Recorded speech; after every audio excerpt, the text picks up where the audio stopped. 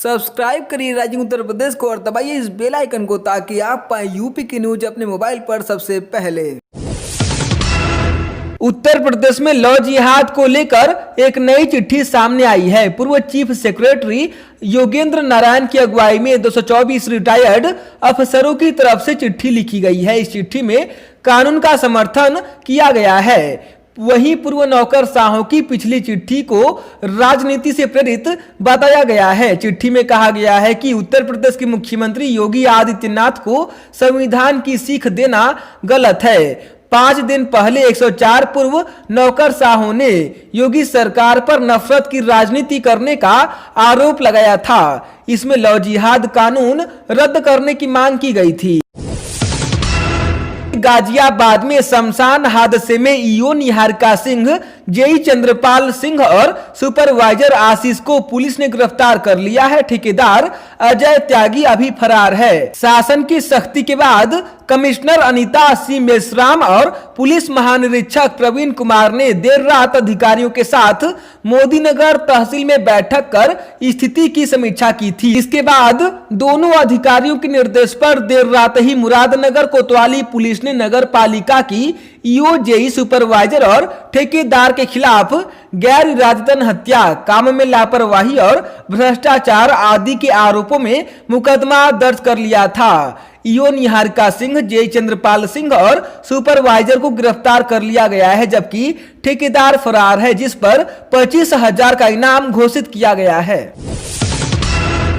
गाजियाबाद की घटना को लेकर मुख्यमंत्री योगी आदित्यनाथ अफसरों से बेहद नाराज हैं। मुख्यमंत्री ने मामले में जिम्मेदार अधिकारियों के खिलाफ कड़ी कार्रवाई के संकेत दिए हैं। कमिश्नर और गाजियाबाद के डीएम समेत कई बड़ी अधिकारियों पर कार्रवाई की गाज गिर सकती है। मुख्यमंत्री ने दोनों अधिकारियों से स्पष्टीकरण भी मांगने का निर्देश दिया है। प्रदेश सरकार के प्रवक्ता ने बताया कि मुरादनगर की घटना से व्यथित और नाराज मुख्यमंत्री योगी आदित्यनाथ अधिकारियों पर जमकर बरसे। समाजवादी पार्टी के अध्यक्ष अखिलेश यादव ने गाजियाबाद हादसे के बहाने योगी सरकार पर निशाना साधा। उन्होंने कहा कि बीजेपी के नेताओं का शमशान से पुराना नाता रहा है। गाजियाबाद में बालू से लेंटर बना दिया गया। लोगों की मौत के लिए सरकार जिम्मेदार है। इससे पहले बनारस में भी बड़ी घटना हुई थी, जिसमें भी सपा ने 50 लाख रुपए देने की मांग की थी। 2 लाख रुपए में क्या होता है? सरकार को कम से कम 50 लाख की मदद करनी चाहिए।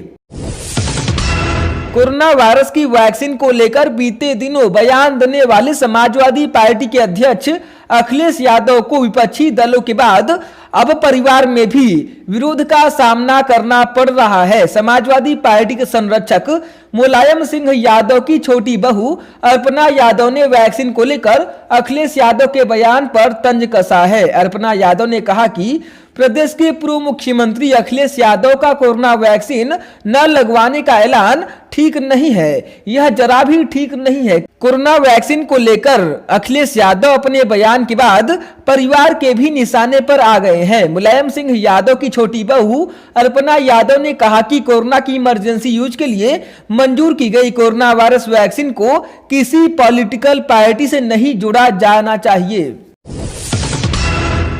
मथुरा स्थित श्री कृष्ण जन्मभूमि की पूरी जमीन के स्वामित्व मामले को लेकर सिविल जज सीनियर डिवीजन की अदालत में सुनवाई हुई। करीब आधे घंटे की सुनवाई के बाद अदालत ने अगली तारीख 15 जनवरी मुकर्रर की है। यह याचिका हिंदू आर्मी नाम के संगठन के अध्यक्ष मनीष यादव ने खुद को कृष्ण का वंशज बताते हुए 15 दिसंबर को दाखिल किया था, जिस पर 22 दिसंबर को सुनवाई होनी थी, लेकिन उस दिन सुनवाई नहीं हो सकी थी।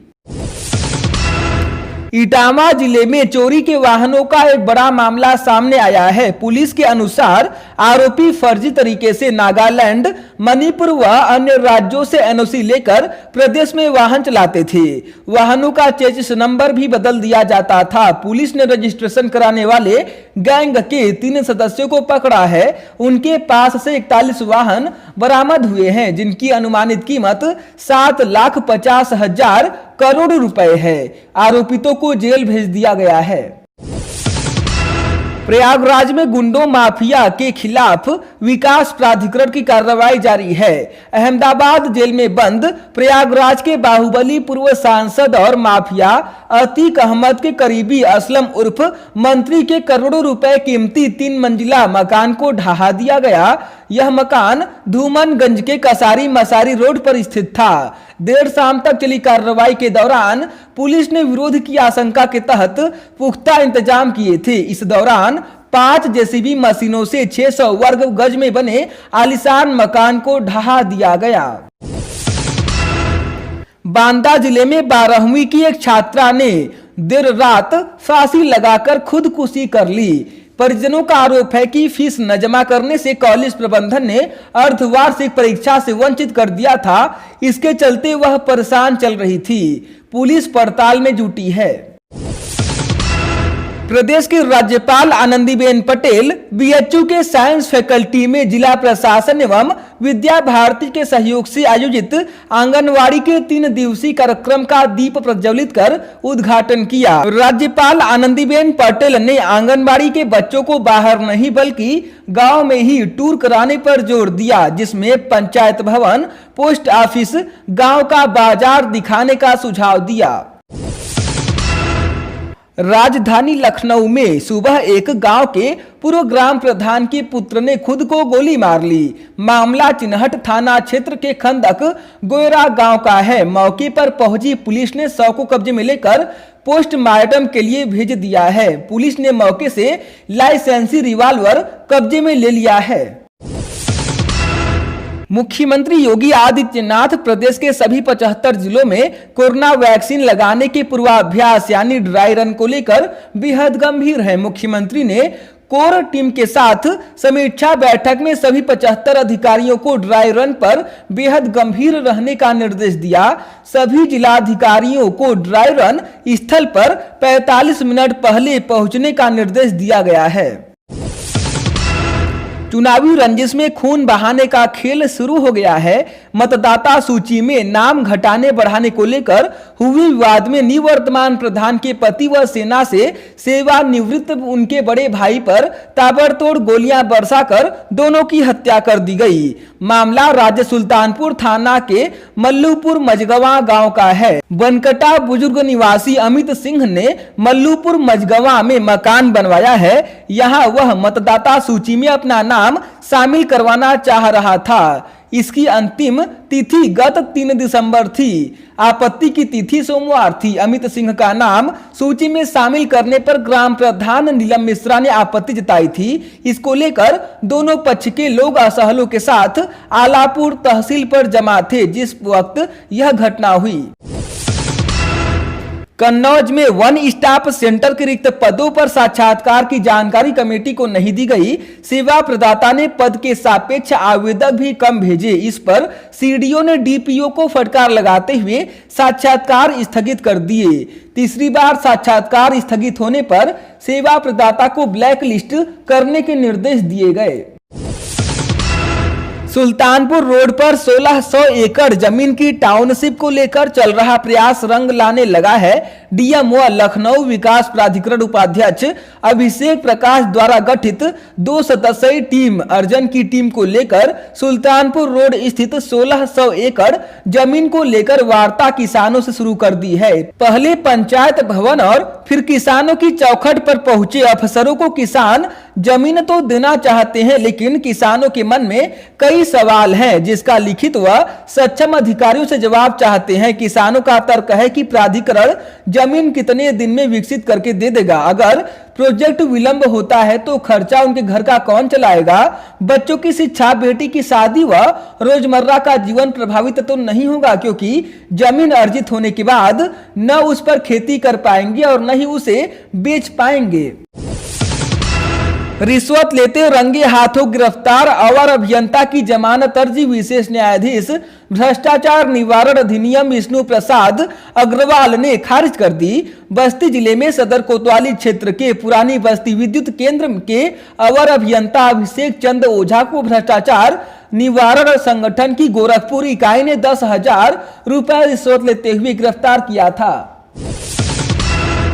मतदाता सूची में गड़बड़ी के मामले हर चुनाव से पहले सामने आते हैं, मगर आरोप प्रत्यारोप के बाद भी सूची में खामी बनी रहती है। अब पंचायत चुनाव नजदीक आने के बाद भी वोटर लिस्ट में धांधली का जिन्न बाहर आ रहा है। प्रयागराज के करछना तहसील में इस लिस्ट में गड़बड़ी की बात सामने आ रही है। आरोप है कि जीवित लोगों को मृत दिखाकर मतदाता सूची से ही नाम गायब करवा दिया जा रहा है। इसकी शिकायत की जांच की जा रही है। बरेली के पुलिस कर्मियों का मोह इन दिनों क्राइम ब्रांच से भंग हो गया है, जहां अब तक पुलिसकर्मी क्राइम ब्रांच में भर्ती होने के लिए जुगाड़ लगाने में जुटे रहते थे, वह भी अब खामोश ही नजर आ रहे हैं।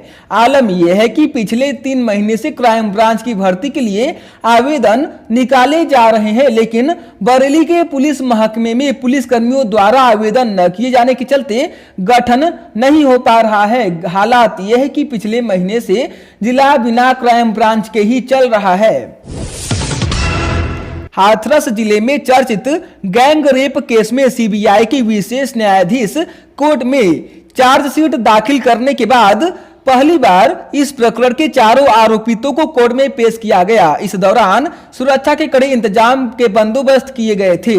चंदपा के गांव बुलगरी की बिटिया के साथ 24 सितंबर को हुई वारदात के मामले में सीबीआई जांच कर रही थी, जिस मामले में 18 दिसंबर को सीबीआई ने इस पूरे मामले में संदीप, रामू, रवि और लवकुश को गैंगरेप का दोषी मानते हुए अदालत में आरोप पत्र दाखिल किया था। आरोपियों के अधिवक्ता मुन्ना सिंह पुंडीर के मुताबिक इस मामले की अगली सुनवाई के लिए 29 जनवरी की तारीख तय की गई है, इसलिए वह आरोप पत्र और केस डायरी का अध्ययन कर रहे हैं।